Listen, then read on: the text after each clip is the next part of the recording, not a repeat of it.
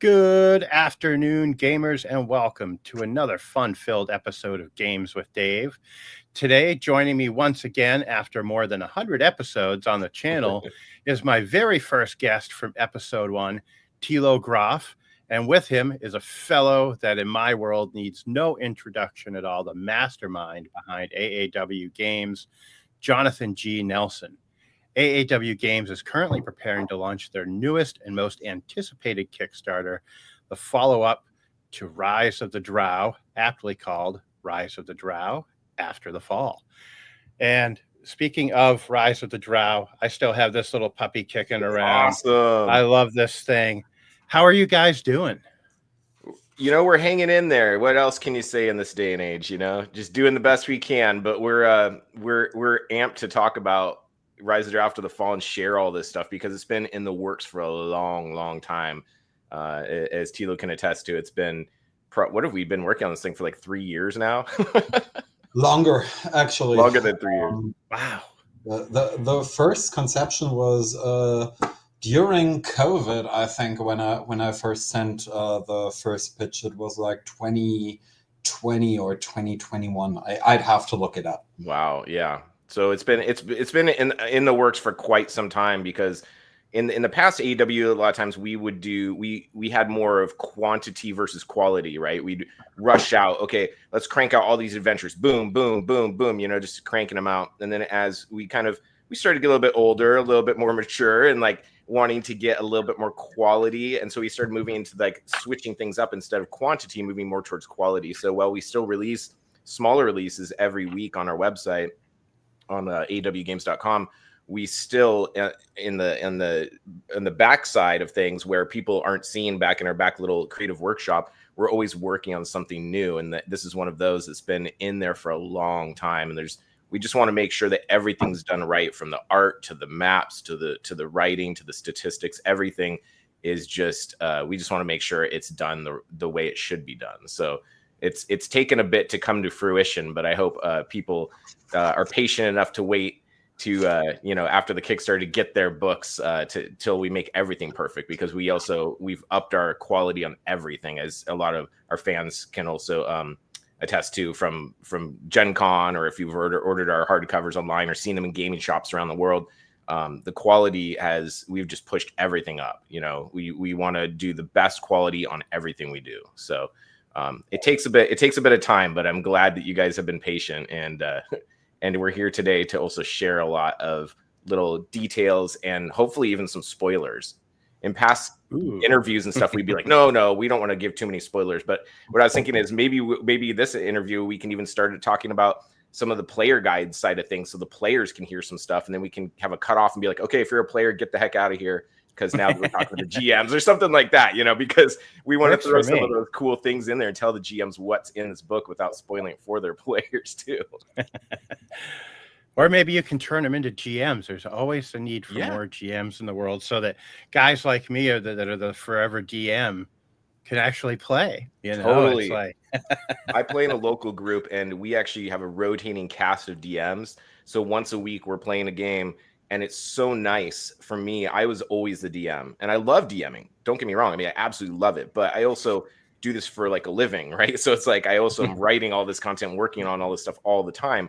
So it's kind of nice to be able to just create a character and say, I'm going to go role play this one character instead of this, you know, diverse array of characters and this complex storyline and all of these different statistics for the monsters, and just go, I'm just going to concentrate on my one character.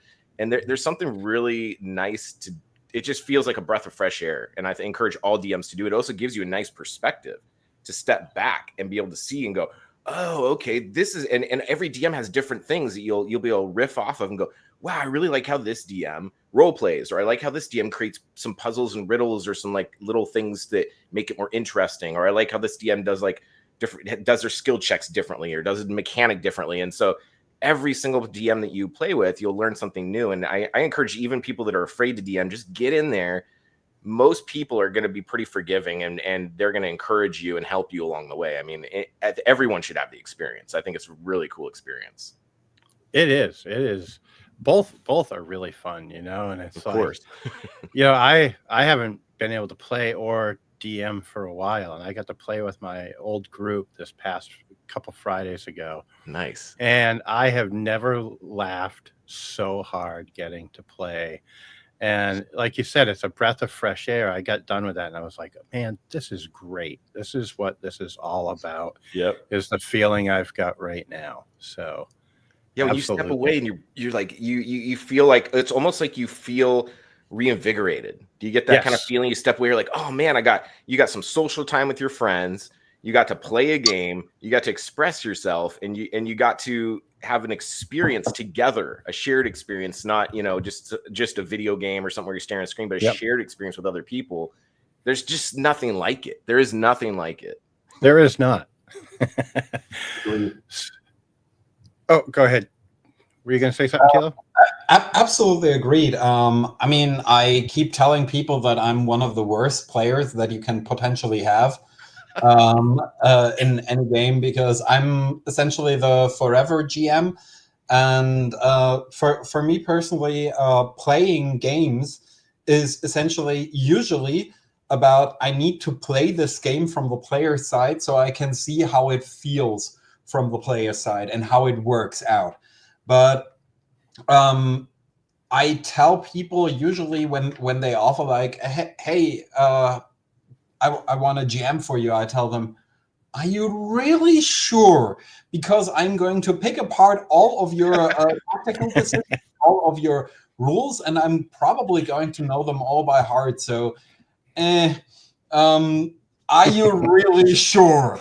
But being a player in a really well-designed game is absolutely freaking phenomenal. I've had a couple of experiences like that in the last year or two. And those were absolutely fantastic. But in contrast to you two guys, I'm probably the minority, the player who like constantly also thinks of the DM's perspective. But anyways, yeah. Well, this is exactly why Thilo handles a lot of the complicated statistical things that have to do with AEW, because he is a stickler for details, and I actually very much appreciate and respect that. Yes. So I know you said that After the Fall has been in the works now for a few years.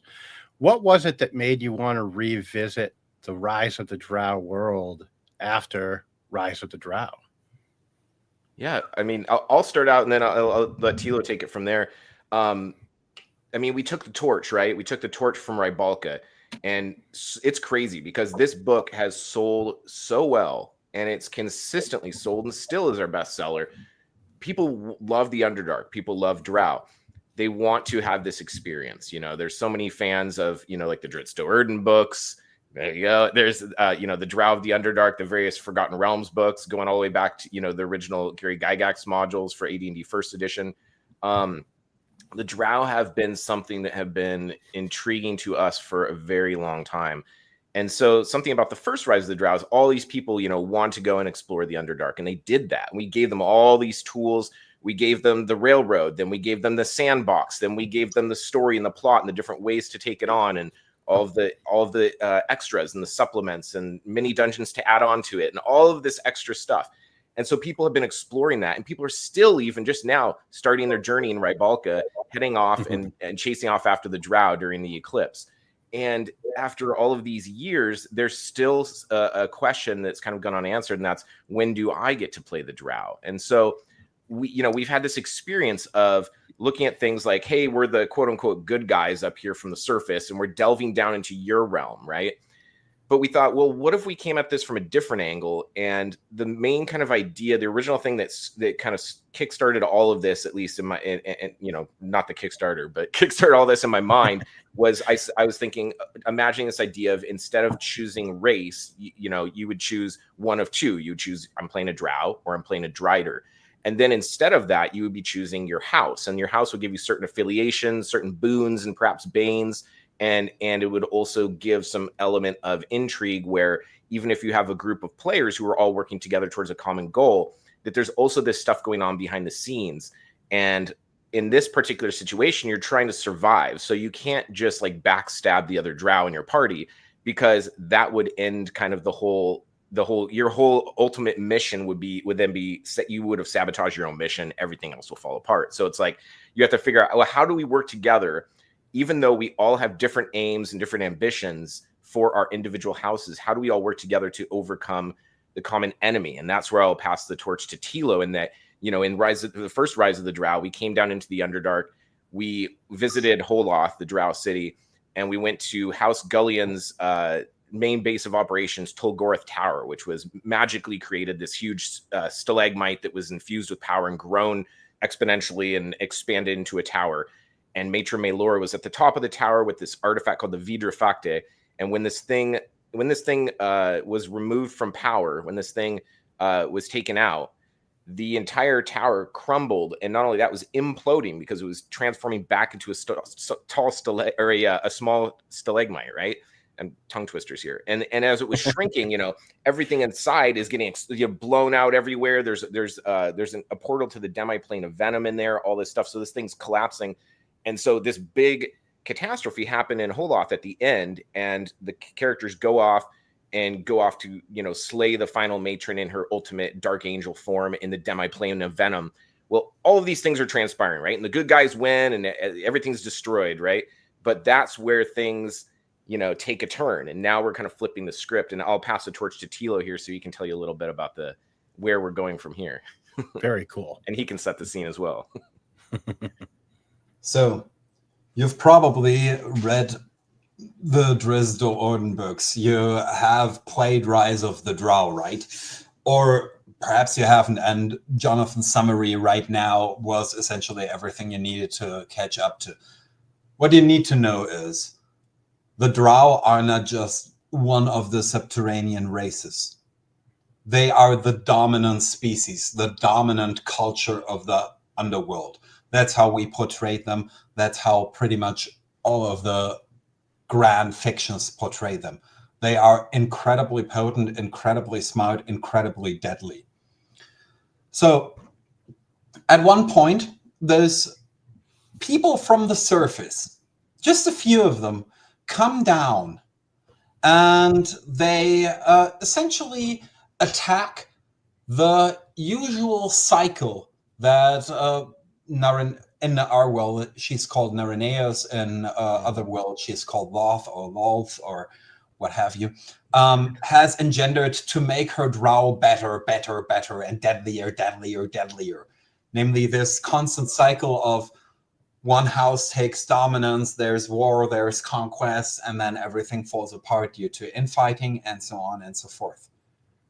So, in this particular instance, a little group of surface worlders comes down and starts uniting all of those different species, all of those different, cattle species, those people that are not even people for most Drow, like the different dwarven species, the Draki, so the dragonborn sort of equivalent, the mushroom people, and so on and so forth. All of those peoples that have been essentially suppressed by the Drow.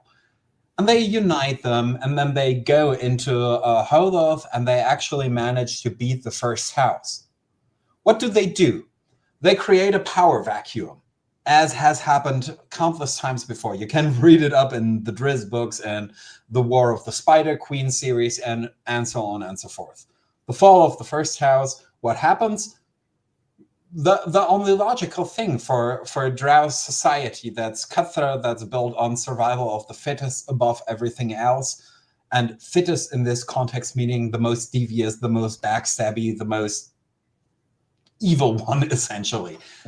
all of the Drow houses start backstabbing each other to hell and back, right? They start fighting, and they start engaging in a kind of time-honored tradition. What I personally call, and what we'll call it, the most civil of civil wars, because it's actually kind of civil. It is almost ritualized, not entirely, but it is almost, because it happens every couple of 100 years. And for someone with the life expectancy of a proper Drow, if you do your job well, you'll probably live through like 3, 4, 5, I don't know how many of them, right? So it's the most civil of civil wars. But this time something is different. House Gallian has done something else. First of all, they've harvested all of those souls, and they have established this one particular direct portal to the demiplane of Venom. And in a way that is deliberately hearkening back to one of the plot lines of the War of the Spider Queen saga. Essentially what happens is adventurers, not just creatures from the underworld, but adventurers, minor people from the surface world come down, and they not only beat the chosen champion of the Spider Queen in her tower, but then they follow her into the plains, and then they beat her essentially herald avatar form, directly infused with the power of the Spider Queen. That is not just a defeat of a minion. That is the defeat by proxy of a deity. You know who really does not like losing? Exactly. So bespoke deity goes like, wow, folks, you done fucked up. Apologies for my oh no, you're good. American impression there. So she goes like, you're obviously weak, you're obviously absolutely horrible. I'm just gonna retract my favor from you and see who comes out on top, because at this point that crop just needs to go. So that happens, and another thing happens. In Rise of the Drow, we mentioned that something happens to the demiplane of Venom that she created with the fall of her Herald avatar, namely that it starts to collapse. But we deliberately did not mention how that happens. So what happened is a slow collapse. Essentially, the planar fabric starts to thin out, bleed out, and in the middle of frickin' Holoth, the grandest metropolis of Drow kind, suddenly there are all those portals in the middle of bedrock, in the middle of the ceiling, and so on, where the demiplane of Venom, the incarnation, the epitome turned plane of poison, acid, and so on and so forth, starts seeping into the prime material and starts corroding the very fabric of reality.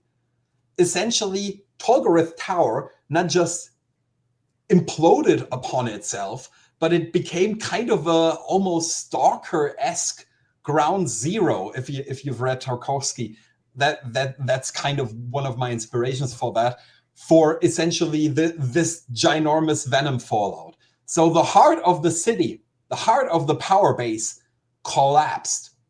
This coincided with the most civil war, and Drow were like, okay, this time it's probably a little bit more worse than usual, but we'll come out on top. And they would have, because they're Drow. They are the dominant species, the dominant culture. They are incredibly powerful. Unfortunately, under House Gallian, the Drow had launched this ginormous campaign of sabotage, quote unquote domestic terrorism and stuff like that, and with the other expansion, and attack them all and so on and so forth. And so when those stupid adventurers went back and told them, hey, House Gallian has been soundly trounced, they have been soundly defeated, the Drow should not be an issue for the next, I don't know, like a couple of 100 years. We'll skedaddle off. Either we'll stay here or we'll go back to the surface world. Depends on what the player characters would have wanted to do. The rest of them were like, so they're weak right now. And then they realized, okay, there was this collapse, and all of their most powerful clerics and divine casters suddenly really don't have spells anymore. This might be a pretty good opportunity to pay them a dear visit and ensure that this does not happen again like the last, I don't know how many millennia. So when you say the rest of them, make sure, let's specify who we're talking about here. We're talking about funglets, we're talking about dwarves, yes, Caliatur, Yep. basically all of the quote unquote good races of the underworld, right? Because they see this as an opportunity, right?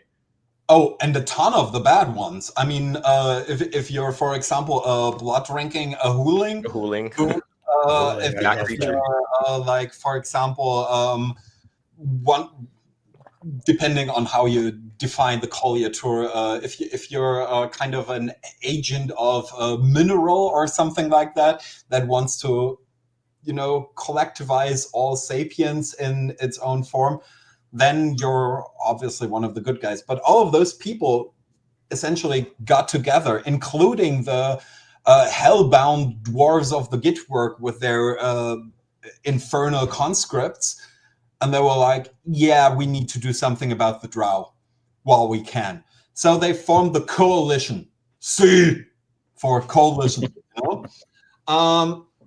And they essentially pooled all of their magics.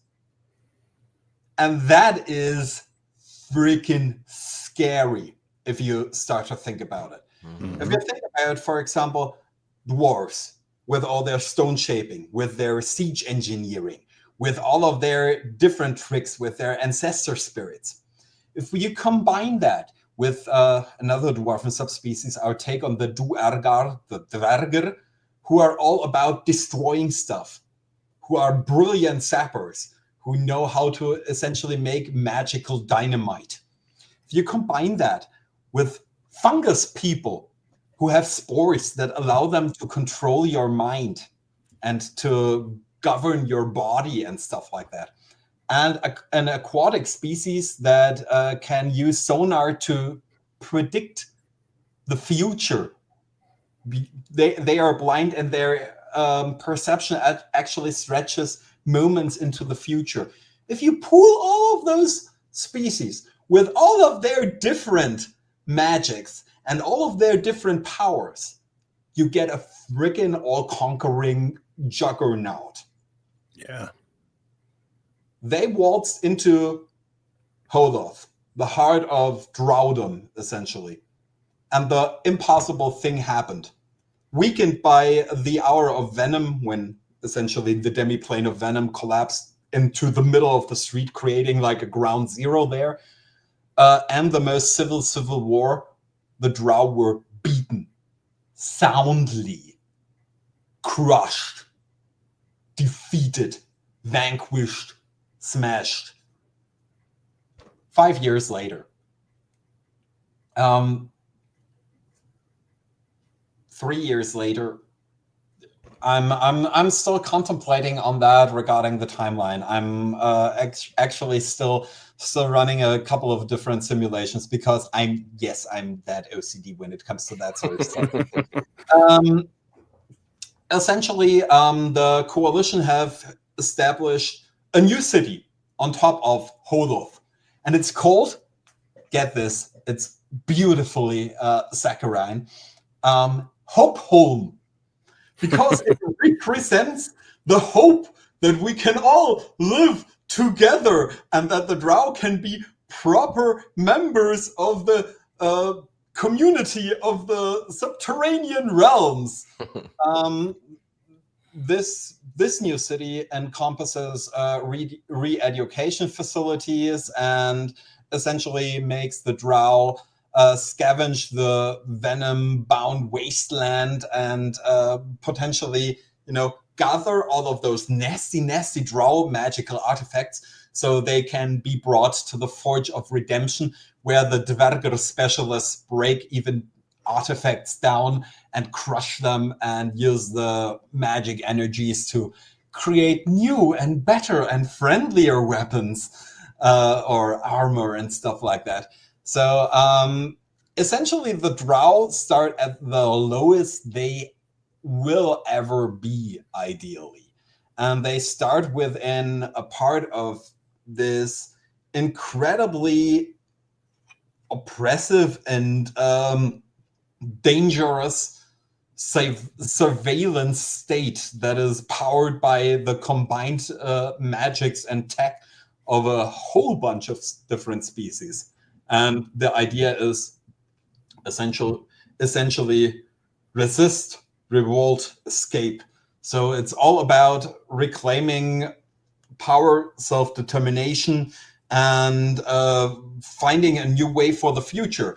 Because there is a good chance that some Drow, for example, will say, yeah, the old ways perhaps weren't that great. And there was this issue where our chief deity just told us to GTFU once we failed her friggin' expectations, or rather one specific, very specific individual failed her expectations. So what are we going to do with that?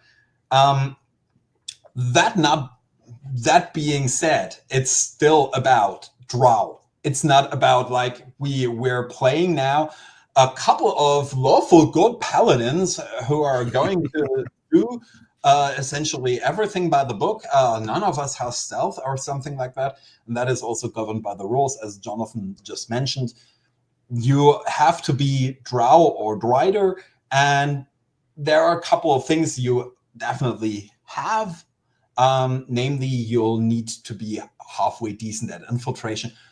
What your focus is then, and what your house-based abilities are, that'll be radically different from character to character. For example, if you're like, I'm not that into stealth, then play a member of House Savare who like have this ability to. They are kind of employed as a semi-official couriers, because once they vow an oath in blood and write it down on their votive bands that they wrap around their arms and legs, they essentially are forced to fulfill that specific oath. So their oath actually carries power and meaning due to loyalty and stuff like that. If you'd rather have like some I know the series has its problems, but there are definitely some great scenes there. If you want to do something like the Guy Ritchie Sherlock Holmes and go like, okay, I'm going to calculate how this particular enemy acts, moves, and so on, and then I'm just going to punch them one time really well, and they'll crumble. You'll be able to do that with one specific house. That sort of versatility is something that's super important to me, also regarding the role-playing game aspects of it. Anyway, and this is also, I mean, it's a good point to kind of mention to anyone listening that this is where we're going to be talking more about kind of like those player options. You know, this is where, like, we've given you some of the backstory of here's what happened before. And then here's what happened in Rise of the Drow. Here's what happened since Rise of the Drow. And then now we're starting to delve into a little bit about your player choices. So the unique thing about this particular adventure is we're going to be coming out with both a player's guide and then kind of the DM's book. And so the DM's book, that's the proper After the Fall, will have your campaign.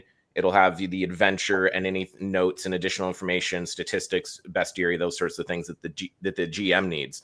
Whereas the player's guide is going to be a book that you can just hand to the players, although with the caveat that you might want to let them know as you flip through that still maybe don't read too deep into a house, maybe, you know, find the kind of vibe that you want to go into and then start to delve into your house, because there also are secrets, some of which will also be just in the GM's guide that we keep. But the interesting thing about this whole thing is that yes, Thilo.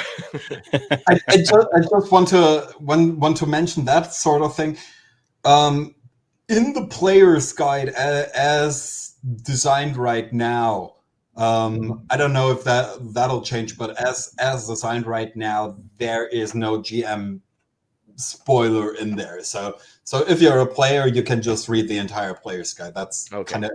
That's good. No, that's good. And that's one of the things that we kind of had gone back and forth on, because it's like, how do we give enough information about a house to be appealing to an individual player where we still don't spoil it for the other players if they read through something and then decide, well, actually, no, I don't want to play that house. I'm going to play this other one, you know?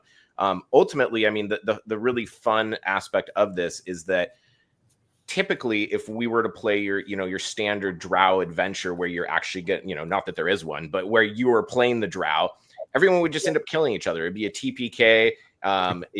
Everybody would just, at some point, everybody would kill each other. Maybe one character would survive and run off and have their agenda continue. But it's kind of a unique way that we also approached how do we deal with this situation of, the Drow typically are killing one another. How do we unite them as well? And it's like by having this outside oppressive force has to unite the Drow. They have to. It's either we all work together or we die. But at the same time, there still are these certain quests that each house has. And so it's really interesting and unique in that you can play this game and have this storyline that you're all participating in. And during the storyline, there might be little objectives that you're achieving for your house that none of the other players even know anything about. And so it's really fun. And it might be as simple as picking up some certain item or saying, oh no, out of the cache of things we've just found, I'd like to take that magic ring because maybe that little insignia ring has some kind of power that you need to unite with some other artifact that you're slowly gathering power or what have you. It's like it allows for unique gameplay that I don't know if this has been done before or not, but there's a lot of things that we're approaching from new angles and to really make the gameplay exciting and diverse and not just your typical tabletop role-playing game experience, but to kind of like have layers upon layers of things going on within the game to add that level of complexity and intrigue. So yeah, Thilo, continue. Regarding player options, one of the things I just wanted to mention is that something that is incredibly important to me is that abilities, for example, granted by the houses or granted by magic items or something like that in game, are not just like standard buffs. Like you deal an additional 1d6 fire damage with that. You'll get advantage on these attacks and so on and so forth. It's super important to me as a person and as a designer to also have them grounded in actual role playing. And that is also something that will tie into those house quests, those house storylines that Jonathan essentially just mentioned. So, for example, if you go about like splitting up that loot, and this one character is suddenly very interested in that particular ring, there's a reason. there might be a reason for that, So this druid character who focuses on spiders is suddenly interested in this specific item for that you'd expect a warlock to be more interested in. Exciting. So what does that mean? Another thing that Jonathan mentioned that I should emphasize once more, this overwhelming apparatus of oppression and re-education and brainwashing that the coalition has established, it's actually winning when the game is starting. They are winning. They are changing forever what it means to be a Drow. There are suddenly Drow who are like, we have to take care that the trade routes remain open. We have to guard against all those monsters, and I'll lay down my life to keep this route open. And follow the new deity that's been set out for us. Yes, we have this new deity that the coalition suddenly had for us that we weren't aware of, and it actually grants us spells. Woo! There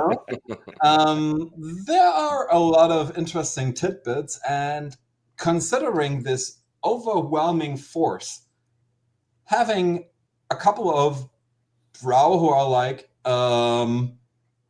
this is going incredibly wrong. This is not how our civilization, how our culture, how everything is supposed to be. We should work together. That actually is pretty much the best idea I could come up with to force even creatures as chaotic, as evil, as cutthroat as Drow to actually stick together and follow one goal. So I'm using a lot of my Vampire the Masquerade and GMing for evil parties expertise there. seriously, fighting each other in this context is not really an option, and it's just stupid. So one of the design tenets is it'll always be a stupid option. Just don't do it, because otherwise you'd probably be already dead in this particular context. And in another way, we'll also have some troubleshooting rules. As an aside, as of right now, I'm not sure how on detail it'll pan out to be, but right now my plan is to have at least the option for example, parties that don't see Drow in the particular traditional way, as run this more from a freedom fighter sort of perspective, and in a more traditional way. But the general default will be Drow are cutthroat, Drow are evil, and I'm not going to try to sugarcoat any of that, because I think that's what makes them cool, that's what makes them interesting. That's kind of the heart of their DNA.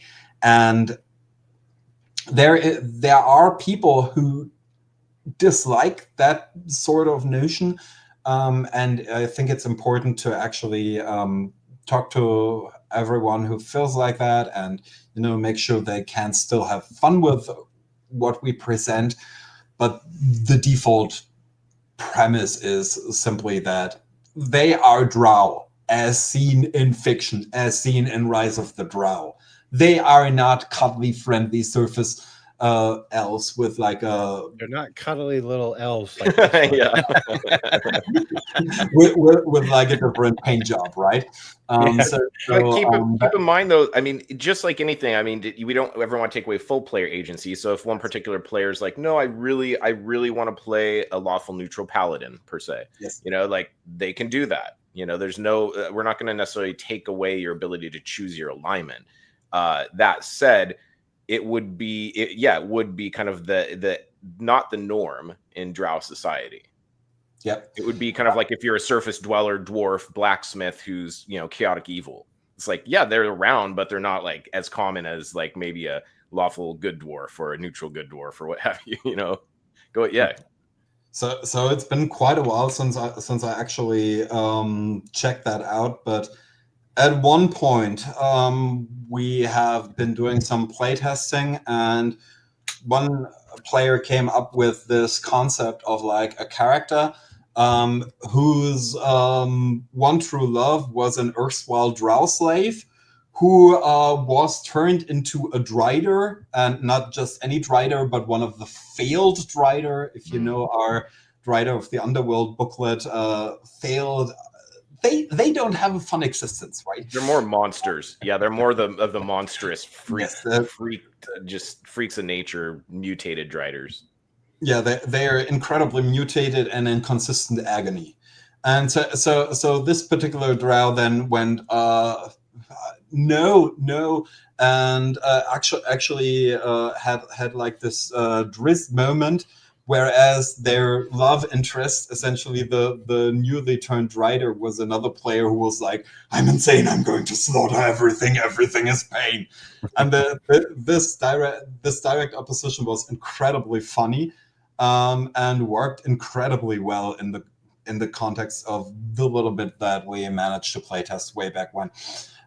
So those are options. I'm never going to tell anyone this is the alignment you'll have to follow, or this is the ideology you'll have to follow.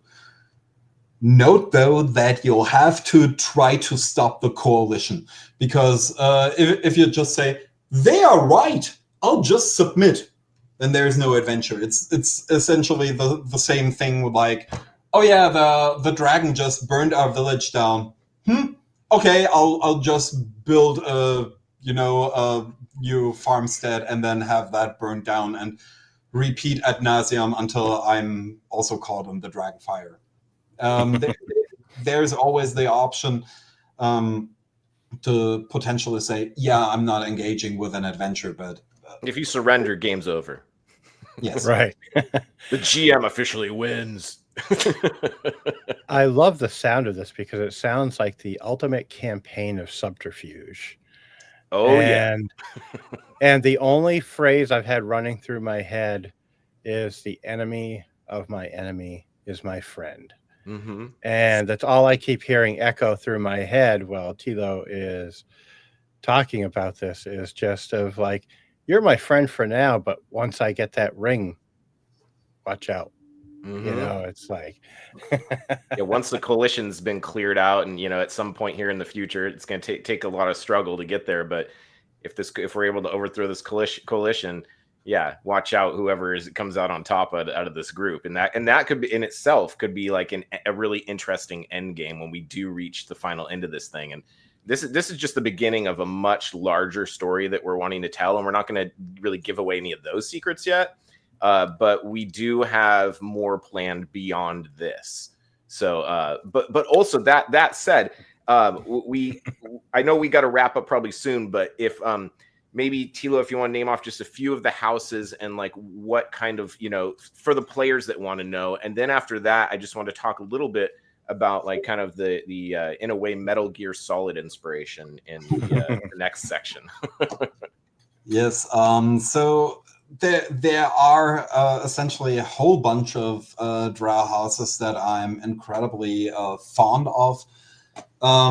There is, as noted before, there is House Savare, which you have to picture as a sort of military house, I'd say.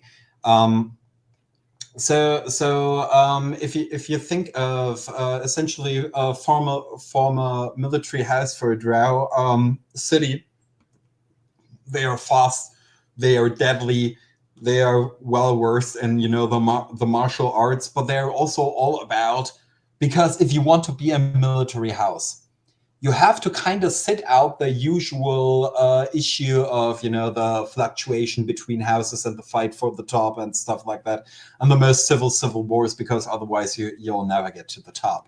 You'll always deplete your forces. So you're kind of a mercenary group, but you're also a group that has to adhere to the letter, not the spirit, the letter of your oaths. And so that is kind of the basis for their blood oath abilities. If they vow they'll do something, they'll do it, but they'll only do it to the letter of everything. So the result is that the coalition goes like, yeah, they can be controlled. We just have to handle it properly. No. Yeah, you really have no idea what you're dealing with, fellow. There would be House Darzion, and House Darzion kind of are the stewards of culture.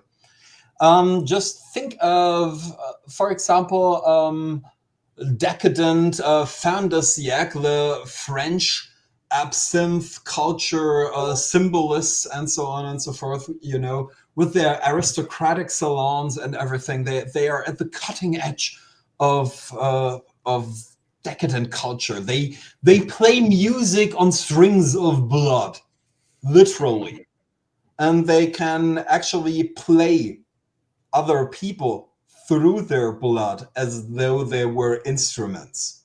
We've got some cool miniatures for these too, by the way. Like, nice. I should throw that in there. All of the different iconic houses have more than one miniature representing them, and they are beautiful. So yes, just want to throw that out there. As he was describing this particular instance, I picture the female Drow of that one with these magical cords going from her fingers into the harp strings, and she's staying there, and she's also holding like a magical pipe that's smoking.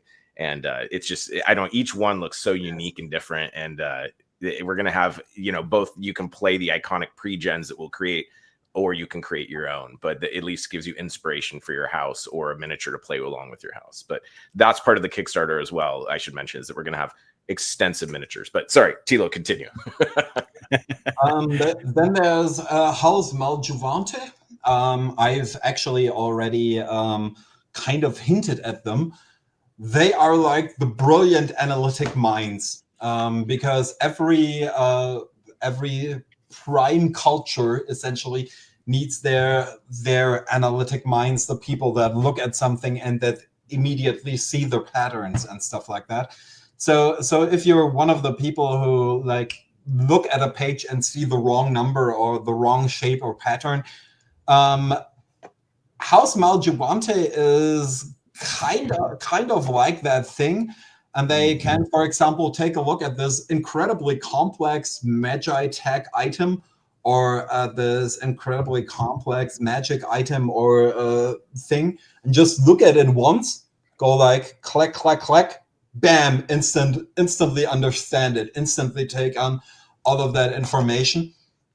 And they have that Sherlock Holmes ability called battle theory, where they look at everything and they devise essentially a strategy for themselves and potentially for allies to follow, and analyze everything perfectly and predict it by this analysis. So they're kind of like the cold analytical brainiacs, in the sense that they are really cold, really analytical potentially, which is both essentially their strength, but also their weakness potentially.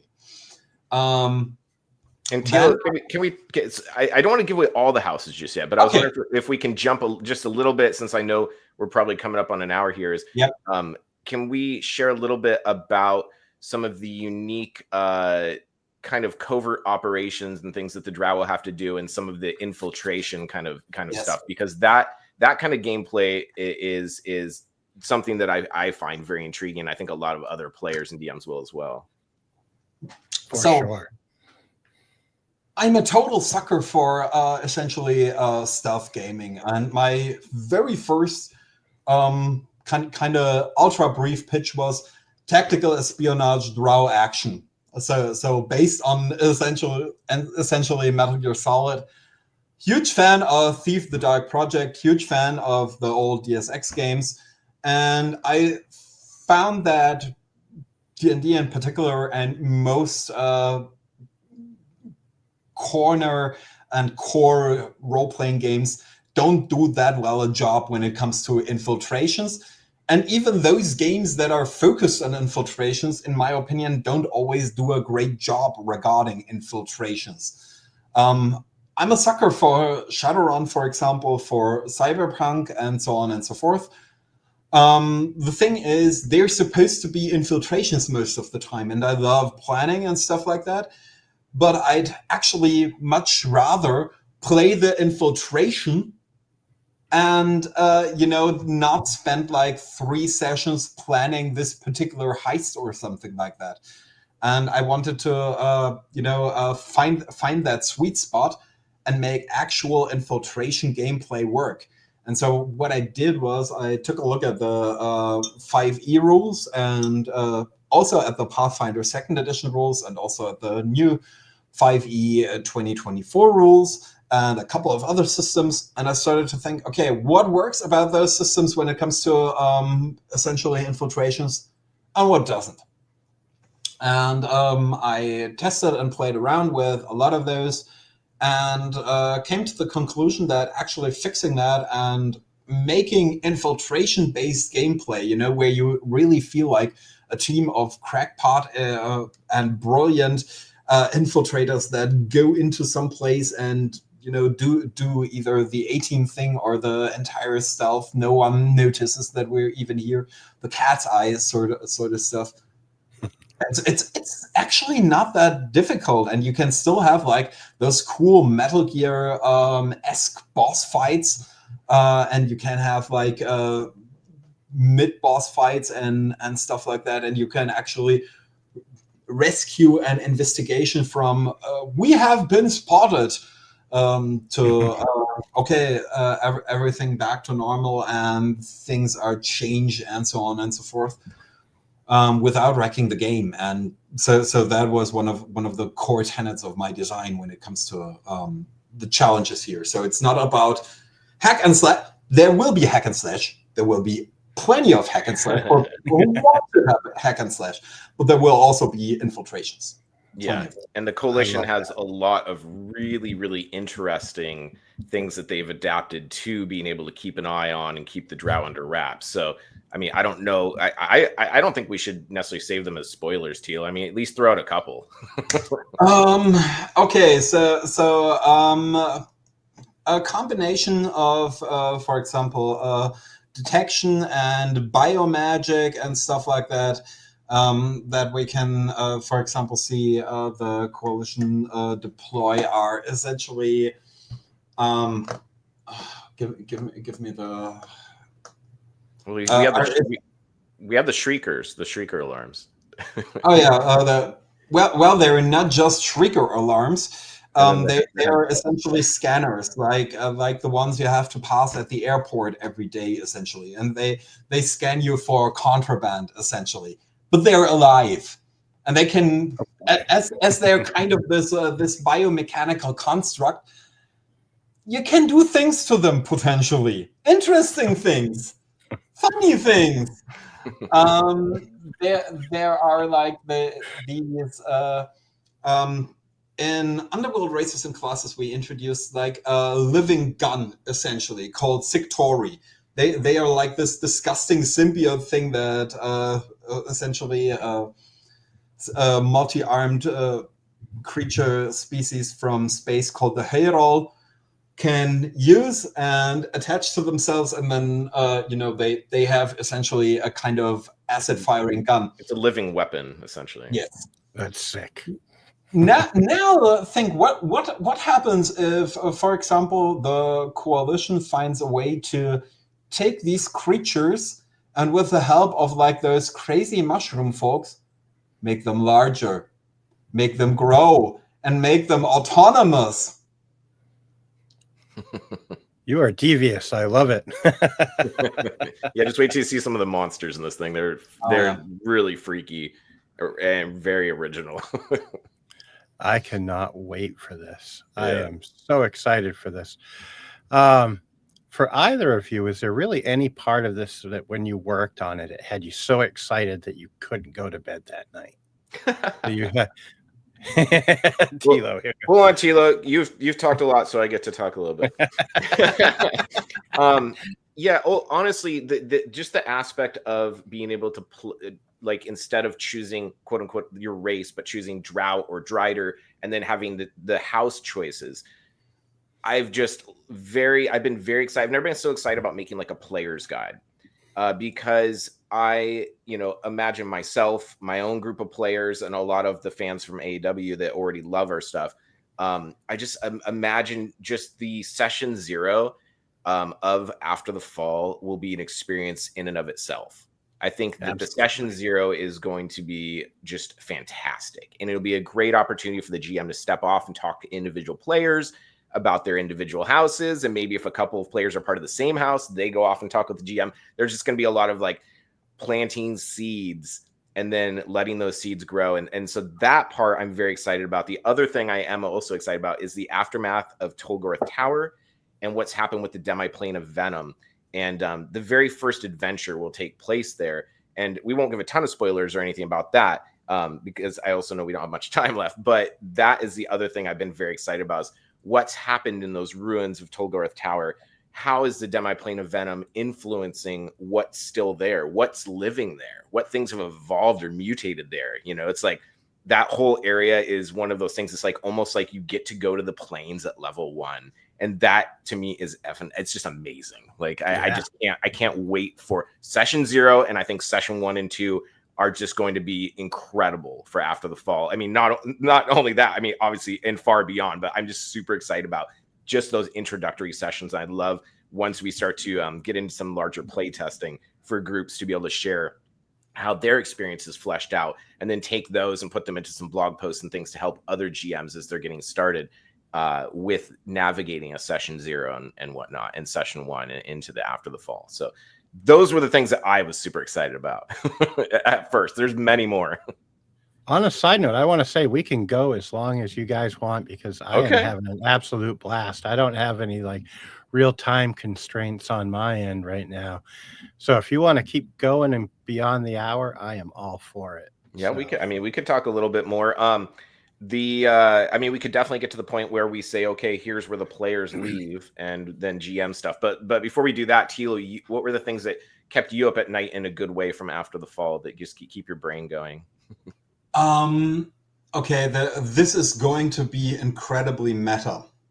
Sounds like typical what, Thilo. what kept my brain going and keeps it going in regular instances is essentially thinking through all of the different options available to the coalition and how to potentially counteract and resist the options available to the coalition, and how to make that playable and enjoyable for a wide variety of different groups, because we all know there are groups that are really deep into the lore, that are really deep into complex role-playing challenges and scenarios, and I want to allow people that usually are bored with traditional role-playing game adventures where they have to, smash their way through the first dungeon at level 1 and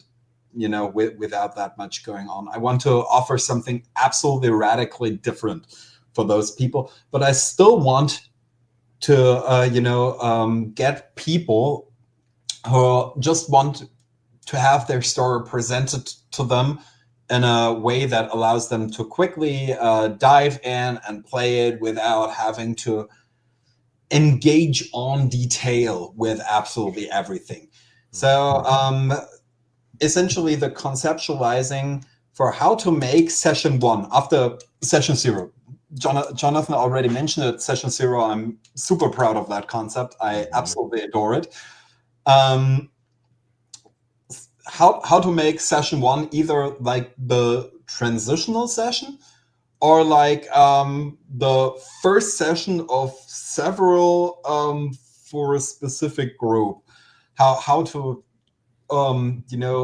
get that bandwidth of playable experiences was for me personally the thing that has me incredibly excited, because from my perspective I could run the quick and dirty thing where like I'm guiding everyone to this is where the action's at, for example a con game or something like that, or for a group that likes it more fast paced and more action focused. And if I, for example, have a couple of old school players who are like most interested in the intrigue and the characters and setting everything up and thinking through the system itself, that I also have the means to actually engage them and get them to absolutely adore what they are playing and think like, wow, we've never played anything like that. That's kind of my goal, and that's what's keeping me awake at night, so to speak. What's getting me excited in the best of ways. And what's cool is you're talking about the different types of players, and that is something that this kind of gameplay will bring, is that there is something for everybody in this. If you're not as interested in the intrigue and whatnot, you could choose, I want to choose more of the hack and slash. I want to just be the warrior that kind of like comes along, and when it's time to slay, I'm ready to slay some enemies, and you still may have some, ulterior motives and your own objectives and what have you. But perhaps those are kind of, hidden beneath the surface as you go around, just doing your thing. And there's going to be other players that, like, I have one player in one of my regular groups who's been playing since he started with the guys back at WotC, back before they were WotC, and he's very interested in delving, like his whole job is solving problems for like major companies. But he loves to take things apart. He wants to find out, how do things work? And so he could probably spend an entire session just asking questions or getting information about the coalition, their different agents, the new deity that's been installed. What are the different types of operatives? What are the different devices that they're using? How do they work? Where are they stored? How can we get our hands on some of them? How do we reverse engineer them? How can we use this to our advantage? Like that kind of play could even be taken into consideration. Stealth play, rogues especially, assassinations, these sorts of things. I mean, there's something, the spellcasters, right?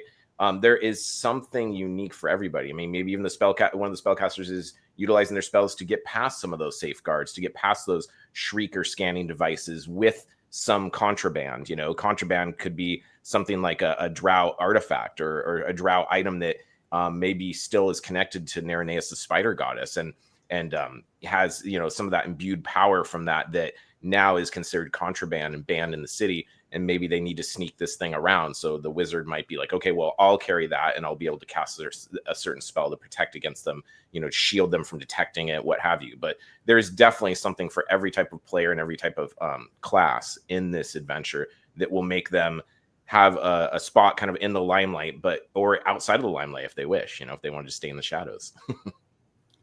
I love this because I can see the team.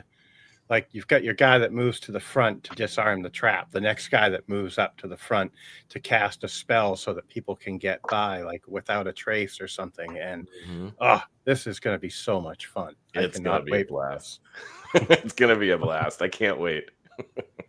If I may add one thing, just to make that abundantly clear, one of the design paradigms regarding the houses that is pretty near and dear to my heart, and that Jonathan already touched upon, was frankly that I wanted every sort of house to have this one ability, or at least one ability that was utterly independent of the core ability, the prime ability. That, for example, if you play, for example, a wizard for like the military house, that still makes kind of sense, and that you can still use that. For example, if you want to play a fighter for the analysis people, that also still works. That if you want to play an assassin for the culture guys, that works. So that those specific abilities are not just, okay, I'll make you safe for blah blah blah. So there needs to be something beyond just, you know, an ability in the classic sense of the word. There needs to be a role-playing dimension to everything. Mm-hmm. That was super important to me in my design. And I like that too, because otherwise all the fighters would just say, well, I'm just choosing the house that's associated with fighters and so on and so forth. Right. You know, it's like, this allows diversity in that, because I mean, I'm the type of player that if I'm going to choose a certain class, I don't want to be just another one of that class. I want to be a unique version. I want to be my own version of it. And this allows you that diversity, you know, and still everybody's Drow or Drider, but it allows you that diversity to really make your character unique, to choose something that you're affiliated with. What does your character believe in? What does your character hold as like the primary tenets of like your role in civilization, or what you feel like is the most important? And then you can choose that. And, you know, obviously Drow are not always, they don't get to always choose their house per se, you know, they're born into it or what have you. But in this case, you get to choose kind of like, you know, I'm going to create this character from the ground up. And this particular Drow was born to this house, and but they practice magic, even though they're part of the war house, because, you know, even in the war house, of course, we need magic. So, right. Got to have someone to cast fireball in an enclosed space. Burn all the funglets up. I had another question here. I've just got to find it on my talking points here. Oh, so if you could tell players one thing, it doesn't have to be a spoiler, to really hook them in for this project, what would it be? That's a good question. I mean, I feel like you've given a lot already. I've already thrown out a lot of the. Yeah, you've got me hooked. But just as Thilo's thinking for a second, to recap some of it is, you know, not only do you get to choose, you choose Drow or Drider, which is incredibly unique, and we'll have all of the information on those as well. But you'll choose Drow or Drider, you'll choose your house, you'll choose your background, and you'll choose your class. And we'll probably have some unique backgrounds and whatnot to choose from as well. And then in addition to that, like I said, we have miniatures for all of these different houses as well. So I mean, these are all just like the test print miniatures and whatnot. But like, you know, we have a miniature we have 2 to 3 miniatures representing each and every house. So even if you can't find the exact one, as long as you can, you might find something that is pretty close to what your Drow character is going to look like. And so those will all be part of the Kickstarter as well. So, if GMs want to print their own, or they want to, there's basically STL files is what we'll have available. And as usual, we'll have all the other elements that make our games really fun, and access to all of those other books too.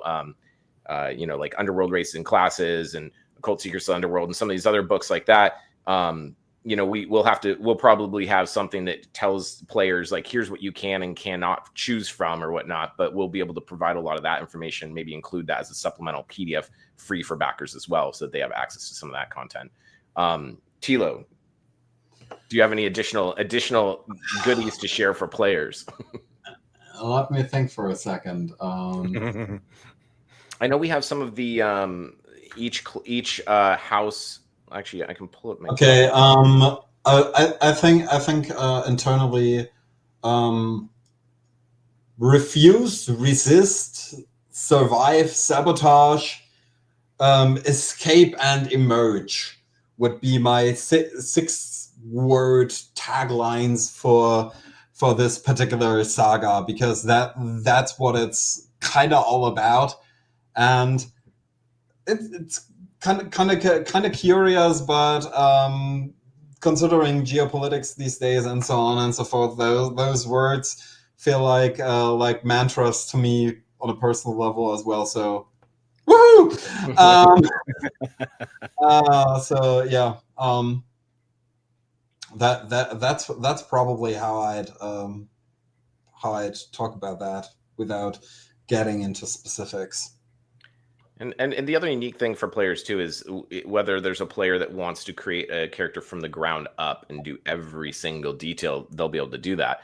And then for those players that are like, hey, I'm kind of a casual player, I just want to grab a pre-gen and run with it, you got that too, and you have the miniature to go along with it. So you can grab your pre-gen that already has your art on it, of your respective of your character, that has your character name and all that, which you can change if you wish, and then grab your associated miniature and go to town, and you're ready to go.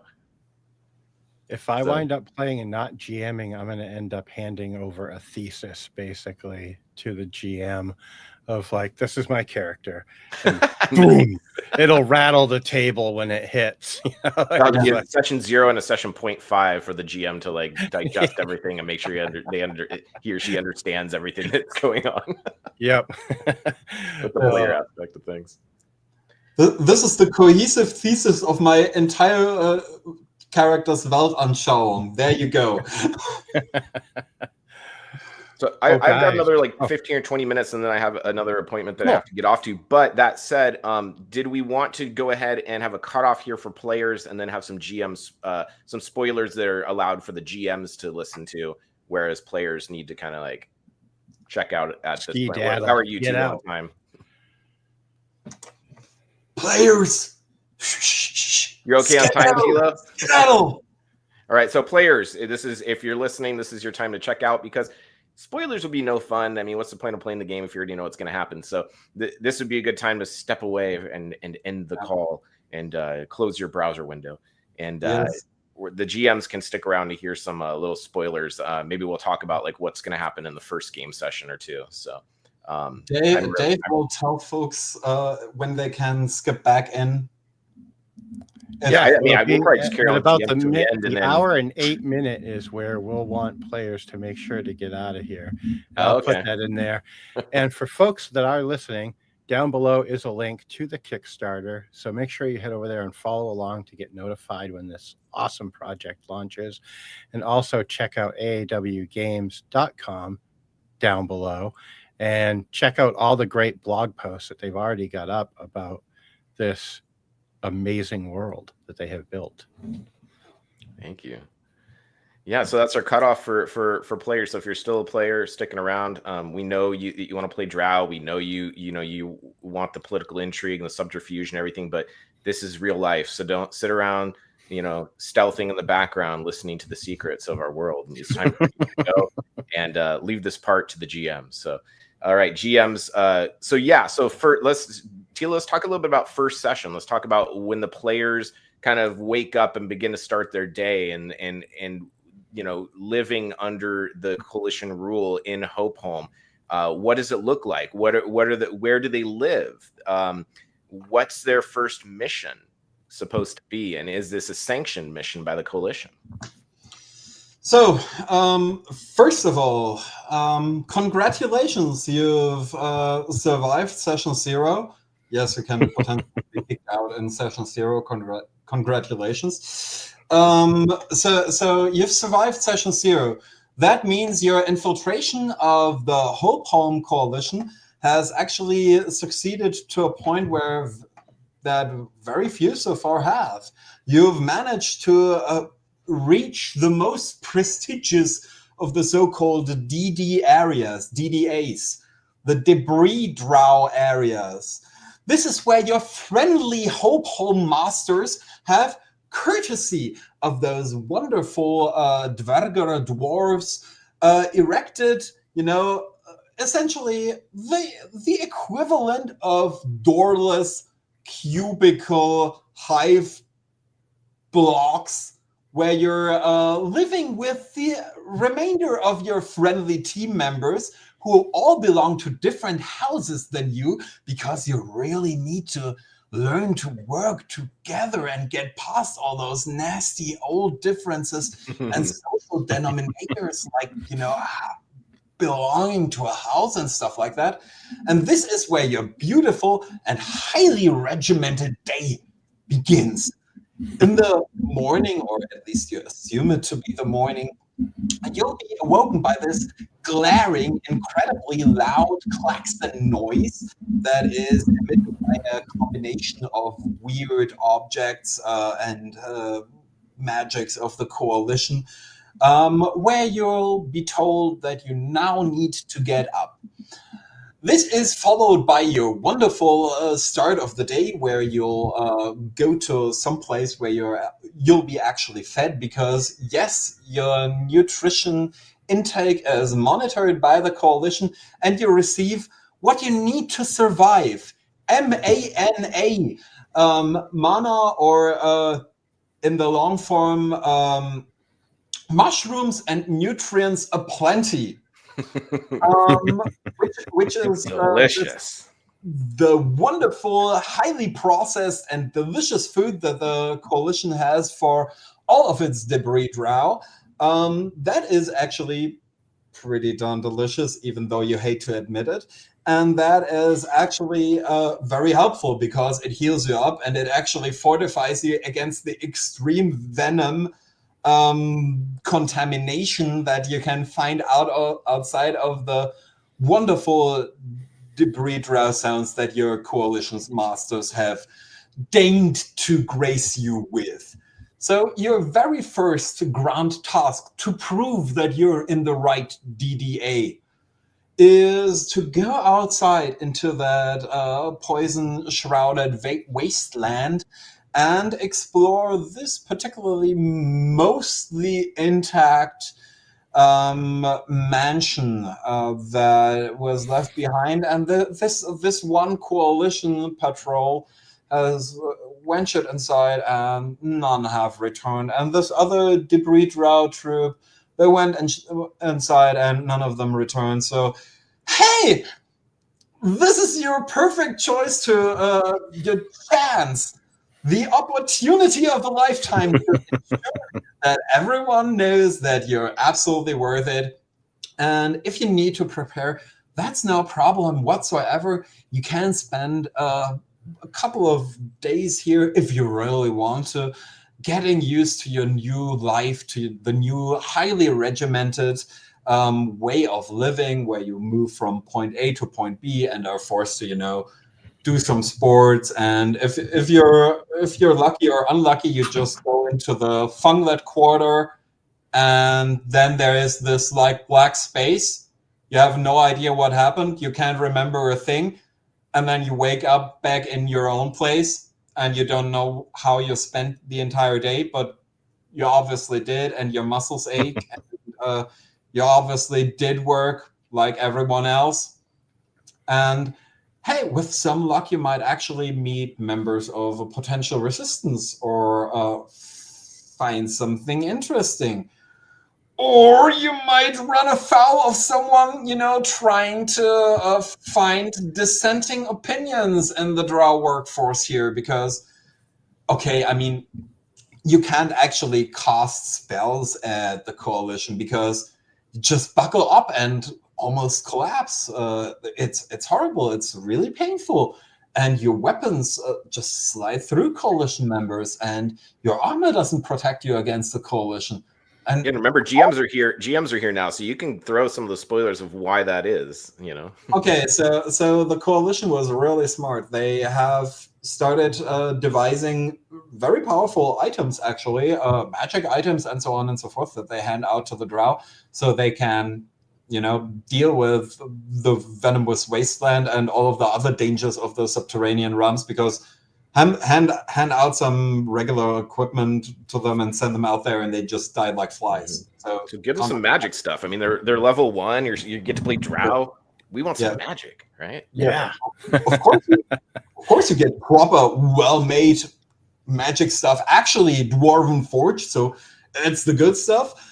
Unfortunately, the Coalition members.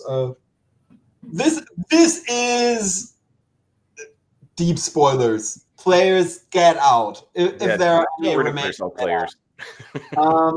So, final chance. All right. So, in kind of an inversion of really nasty historical tropes, essentially the Coalition thought, okay, we'll tattoo kind of a magical signature, a magical military identifier on us, like a dog tag or something like that, right? And these things essentially ensure that Coalition items do not work against them. So the Coalition members have these magical tattoos, but only Coalition members have these magical tattoos. Yes, exactly. So essentially, for example, you have like this Coalition dwarf, and he's attacking a Drow wearing a Coalition armor, and he just punches through it as though it's made of paper. Wow. Why? Due to that. And that's just one of the many, many, many nasty control mechanisms they've come up with. There are a lot of those, and they tie into all of those nice little rules that you kind of come to expect and rely on. But they are perhaps not as reliable as they used to be, because that's just how bad the control mechanism of the Coalition is. They are ridiculously effective. They are ridiculously detailed and devious. And the characters don't know. The characters won't find out until they try. Like, hey, why are we letting these guys F with us? Let's go ahead and take out some of these Coalition guys. Well, you're going to quickly find out that some of your weapons, your spells, and things are basically ineffective against them. And not only that, but they're attacking you, and they're going right through your armor. And people, how are they hitting us? How are they hitting us? How is this happening? And you're going to learn the lesson the hard way. Don't know if your group's going to survive. They may end up in a prison and then have to start all over again. But fighting the Coalition in that way is basically a TPK. So you start to learn quickly, we got to find another way through, through the things that Drow do best to get around the Coalition, and start to find out more information and start to, how do we get around this? How do we defeat them? This is nearly impossible, but there has to be a way, So if you find, say, a Drow scimitar out in the wastes, you bring that back in, and they're going to be like, oh crap! Exactly. Yes, exactly. That's also one of the beautiful things about, if you have established as like a tyrannical force a nigh perfect control mechanism that really, gets into the minds and into the magic and into the bodies of people, you don't expect them to actually be able to do stuff like that, which is one of the kind of ideas regarding the entire infiltration thing. Why shouldn't they keep on the alarm for ages? Because the default is that there are false alarms all the freaking time. The real ones never happen. There just is no real alarm. There is no real danger. They're just people that need to be beaten back into line. That's not gonna happen there. And the thing about the Drow artifact, you'd have to get that back into DDA. You've got to get that through the shriekers. Exactly.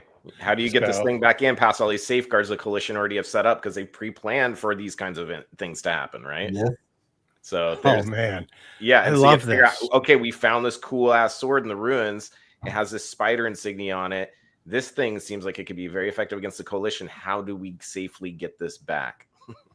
And Oh, where do we man. hide it? Yeah, where do you hide it so the inspections don't find it? And our stupid cubicle workplace nest-like structure that is super easy to survey. I love this. It is going to be so fun. I don't want to say to mess with players, but to see that look the first time because somebody inevitably is going to go after one of the coalition members. Yeah. Yep. And when they do, it's going to just be like, pow. Oh, they hit me on a 3, or whatever, and it's like, oh man. Or the thing like, okay, I've had it. I just cast magic missile at the first guy. I don't care, or I throw a lightning bolt or a fireball at them. I mean, at level 1, let's be honest, it's probably gonna be something like magic missile or the good old warlock options. And then they're like, and start collapsing, and nothing happens, and their magic fizzles, and they're like, what the? Yeah, and why? Just why is that, Thilo? Blasting that friggin' spider into smithereens, and this other monster. Why doesn't it work against those bastards? Yeah, And why doesn't it? I mean, again, it's only GMs here. Remember? Yeah, I will be sure to timestamp it so that we. That actually depends on the source of the magic to a degree. If you're a cleric following the coalition deity, if you're actually chosen to follow, for example, Erol Toro, the coalition deity, the reason should be pretty obvious. So I don't have to spell it out. If you're, for example, the deity, we should also mention it's the symbol of safe faith, community, and empathy in the new regime. Yes. Continue. Sorry. If you're for example a warlock who serves a fiend, the coalition literally has an entire species called the Gitvak that is all about infernal pacts and making pacts with devils and stuff like that. There are several other reasons, and there is essentially this one thing that definitely is a part of the reason why this does not work for casters, even if they don't have an immediate avenue of attack like the ones I outlined. But I actually want to keep that for myself for a little bit longer. It's also pretty big. I mean, you don't want to drop too many big spoilers. This is only our first interview, after all. Right. You've got to save some. I actually that is actually something I don't want to spoil at all. That's good. That's smart. We want to keep some secrets close to our chest. I mean, the thing is this is a Drow adventure, right? So we can't reveal everything. Plus, there are always players who are like real life Drow in human skin who are like, you want me to actually look out for spoilers? Screw you! I'll take every advantage I can get. True. There could be a few of those, so we don't want to give them any advantages. So in the spirit of those Drow in human shape, let me tell you, unfortunately, I'm not going to spoil those interesting tidbits. You're out of luck, folks. Oh, well, guys, Jonathan, I know you said you had to get going, that you had another meeting you had to get to. Yeah, I got it coming up in about 3 minutes. So, all right. Well, I will let you guys go. I know you're both really busy, and Thilo, you're several hours ahead of us. So yeah, approaching 9 o'clock in the evening. So I should definitely let you go. But gentlemen, thank you so much for joining. Hey, thank you, Dave. I mean, it's amazing to be here again with you after all of these years and to see where we were and where we are and where we're going next. So, the important thing with this community is that everybody sticks together, because tabletop role-playing games is something that is, if you're a lover of tabletop role-playing games, supporting the small folks, the small publishers, the small creators is so important. It's absolutely, I mean, to them, it keeps the lights on, it keeps things moving forward. And a lot of the really things that really inspire us are also created by small creators as well. So just remember that when you go to buy a book, like, if you buy the WotC books, good for you and everything. But remember, the small creators are the ones that are usually kind of at the forefront of pushing new things, trying out new things. So people like Dave, it's like, check out his site as well. Just know that this community, we all rely on each other, especially during tough times like it is right now. So we really appreciate everyone's support, and thank you for supporting small businesses, small publishers, small creators across the board.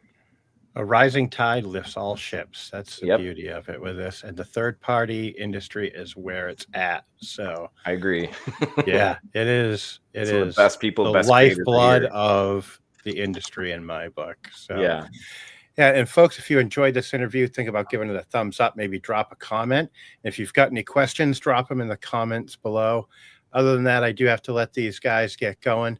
Have a great day. Be sure to check out the Kickstarter to get notified of launch. Check out AAW Games and gameswithdave.com. Other than that, folks, have a great day. We'll see you next time. See you later. Thank you for having me. Thank you. My pleasure. Thanks for coming on again. Yeah. All right.